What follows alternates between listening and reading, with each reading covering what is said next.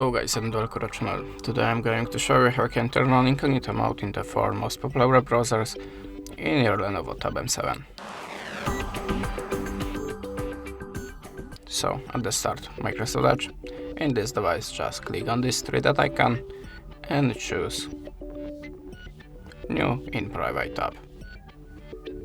That's it. The next one is Google Chrome. Just click on the 3-dot icon and choose New Incognito tab. Now the Firefox. In the welcome screen, just click on the Zero Mask, but if you have any tab, just click on the taskbar icon and go to the Zero Mask and add a private. And the last one, Opera, like before, taskbar icon, go to the private and add a tab.